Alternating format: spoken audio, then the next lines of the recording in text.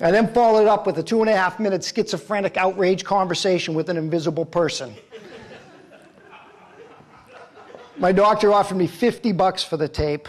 I said, shit, why don't you just follow me around all day long? I do that at least a dozen times a day. Christ, I can make a fortune. You know? Unreal. Now, as far as being a selfish son of a bitch, that's not my fault. I gotta blame Santa Claus for that one. Okay. Where I was growing up, most 10-year-old kids got a bicycle for Christmas. Me, I got a unicycle. A fucking unicycle. How many 10-year-old kids did you see riding down the street on a unicycle where you grew up? I was the laughingstock of the entire neighborhood. Finally, after 2 weeks, my father came clean with me. He said, Santa Claus couldn't fit a bicycle down the chimney. I thought to myself, well, how the fuck did he get the pool table down the chimney you got for Christmas last year? Fuck. Santa Claus hates me, Santa Claus hates me, Santa Claus hates me, Santa Claus hates me. And let's face it, if Santa Claus hates your guts, what's the point of being nice and sharing? You're no better or worse off being a selfish son of a bitch, because at the end of the year, you're getting a fucking unicycle for Christmas. For 33 years, I have been plotting my revenge against Santa Claus. And last year, I finally did it. I bought a retirement home on the North Pole. I am Santa Claus's only neighbor for 500 square miles. I'm going to build an addition on the home, and I'm going to let the Grinch move in and live for free. No fat, white-bearded son of a bitch is going to get MikeO'Brien a unicycle for Christmas and get away with it. When I buy a pizza these days, till this very day, I don't even slice it. What's the point? I'm not sharing it. It's my pizza. A couple of years ago, this kid tried to cut my cake at my birthday, you know? And I'm like, whoa! What do you do? What, that's my cake. Just to remove any doubt, it says, Happy Birthday, Mike, right? Is your name Mike? No. Is it your birthday? No. Then would you get your fucking knife away from my cake? You want to stab somebody, why don't you find the son of a bitch who put the candles on top of it, the shit's dripping wax all over my frosting? You find him and go stab him. And happy birthday to you too. Now, as far as my schizophrenia goes, that's my mother's fault, entirely. Okay. I was raised by an Irish Catholic hypochondriac mother. Every morning she'd get my brothers and I up at 4 o'clock, turn all the lights on in the house, give us a complete physical, followed by 50 Hail Marys. Of course, all the neighbors could see through the curtains were a bunch of naked little boys running around shouting Hail Marys. You know, they thought we were some part of a religious cult or something. My Lord, if you didn't develop schizophrenia and create an invisible friend, it was going to be one long, lonely childhood for you. Now, in every child's life, there comes a defining moment.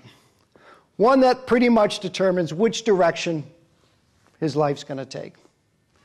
When I was 13 years old, I was at an outdoor restaurant with my father, and on the table right next to me, there were these 2 girls, hot girls, making out.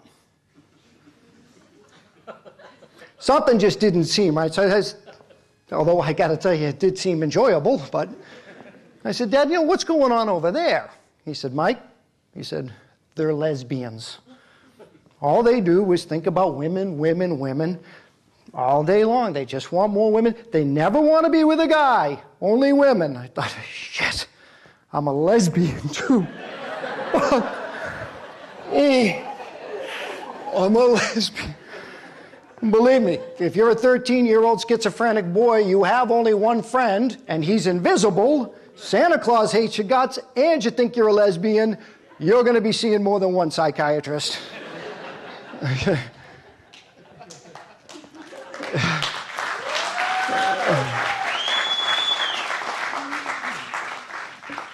I remember this one psychiatrist.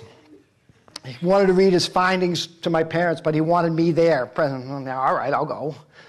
So here we are, we're all crowded around the office and everything. I got my mother on my left side, I got my father on my right side. My mother's got her head down. She's got a rosary beads in her hands. Oh, Hail Mary, Mother of God. My father's crouched over. He's got his palms of his hands over his eyes, like they're expecting to hear they gave birth to the next Damien.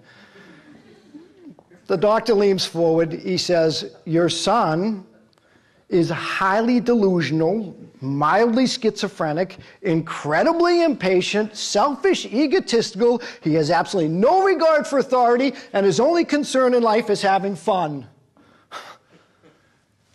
I've been on your couch 3 times a week for 6 months, so you can tell me that? My friggin' school bus driver's been telling me that every day for 7 years. And you went to school for this. Ugh. What I'd like to know is why they don't have a cure for it in 30 years. Like I've changed. Incredible. Now, as you can only imagine, a guy like me has some theories in life. Now, normally I only share these theories with my doctor, but he's been out of town. Okay, well, so he claims. Personally, I think he's afraid to admit he can't help me anymore, but that's all right. I think Ronald McDonald killed the Hamburglar. I really do. We haven't seen hide nor hair of the Hamburglar in 25 years. It had to be an inside job, and I intend to prove it. I think everybody in Nassau is gay.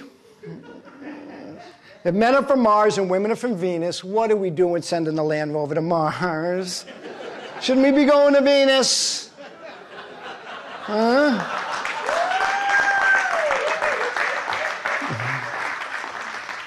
I think Snow White invented the vibrator. Well, if you're trying to tell me Doc, Dopey, Happy, Grumpy, Sleepy, Sneezy, and Bashful are keeping her satisfied, I gotta say no. No, Snow White, for sure. I think it takes 9 months for a baby to be born because I think that's exactly how long it takes a woman to convince her man that golf is a complete waste of time and there's absolutely no reason to ever contact his friends again because they're all losers. I think women invented the board game Scrabble just so they could simultaneously win at a board game and piss every man in the universe off. I'm thinking about inventing a board game called Logic just to get even.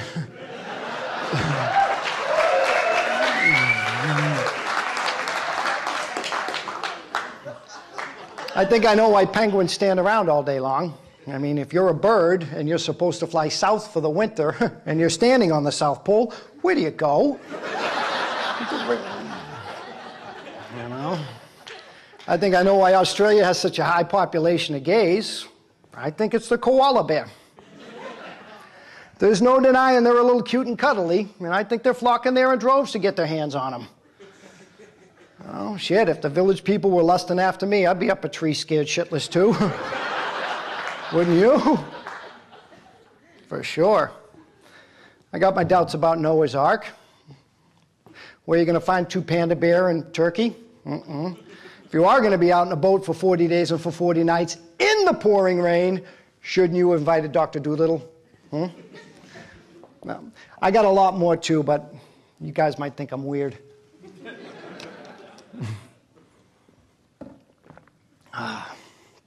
Funny stuff. So I was reading in the paper the other day, there's a hypothesis floating around Europe that beer contains a high level of female hormones. Now to test this hypothesis, they rounded up 1,000 men in London, England, and asked them to drink 6 pints of beer in 90 minutes. What they discovered an hour and a half later is 100% talked excessively without making any sort of sense whatsoever.